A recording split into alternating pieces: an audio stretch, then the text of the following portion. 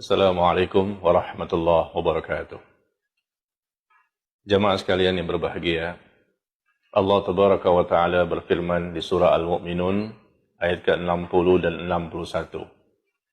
وَالَّذِينَ يُؤْتُونَ مَا آتَوْا وَقُلُوبُهُمْ وَجِلَةٌ أَنَّهُمْ إِلَى رَبِّهِمْ رَاجِعُونَ أُولَئِكَ يُسَارِعُونَ فِي الْخَيْرَاتِ وَهُمْ لَهَا سَابِقُونَ.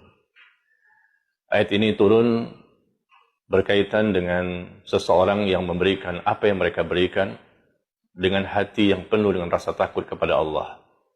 Karena mereka yakin, mereka tahu bahwa mereka akan kembali kepada Allah.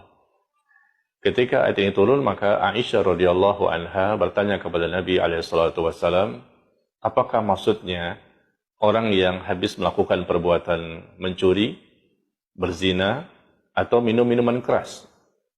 Ya, mereka yang telah melakukan suatu perbuatan dan setelah melakukan perbuatan itu lalu takut kepada Allah. Karena mereka yakin mereka akan kembali kepada Allah dan mereka takut mendapatkan balasan hukuman dan siksaan. Apakah maksudnya, kata Aisyah radhiyallahu anha, orang yang habis melakukan perbuatan mencuri lalu takut kepada Allah, ya, orang yang melakukan zina atau mereka minum minuman keras. Setelah melakukan perbuatan maksiat, tumbuh rasa takut kepada Allah, takut mendapatkan siksa dan azab dari Allah. Apa itu maksud dari ayat tersebut? Di surah Al-Mu'minun ayat ke-60. Maka Nabi SAW bersabda, La ya bintas Siddiq.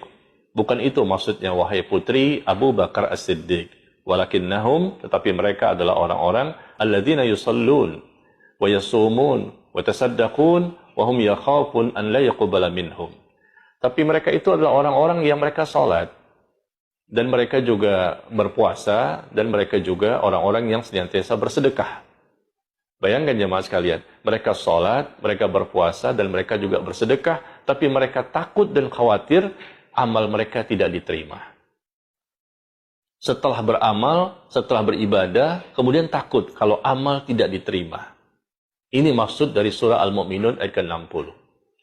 Nah, berkaitan dengan kita sedang berada di bulan Ramadan, ya, kita mungkin banyak beribadah yang wajib maupun yang sunnah, dengan bacaan Qur'annya, dengan zikirnya, dengan salat malamnya dan lain-lain, maka hendaknya kita tumbuhkan rasa takut kita kepada Allah.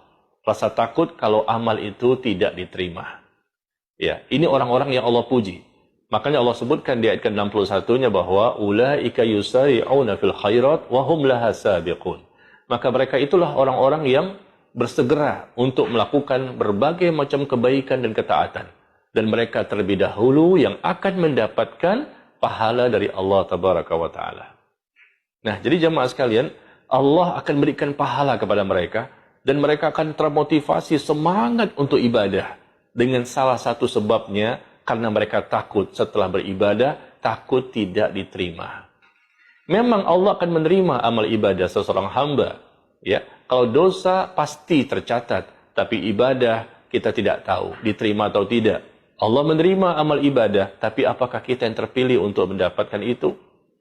Maka kita manfaatkan satu bulan Ramadan ini dengan kita banyak beribadah, dan agar bisa istiqomah, agar senantiasa termotivasi, agar senantiasa terbangkitkan semangat untuk beribadah, kita tumbuhkan rasa takut kepada Allah setelah beribadah. Sehingga kita merasa bahwa ibadah kita tidak ada apa-apanya, atau mungkin kita merasa ibadah kita jangan-jangan tidak diterima oleh Allah.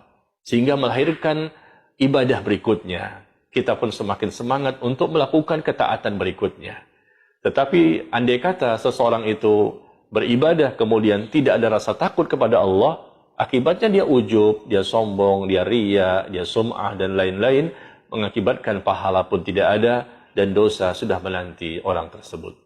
Maka jemaah sekalian, mari kita sama-sama tumbuhkan rasa takut kepada Allah setelah kita beribadah, kapan saja dan di mana saja.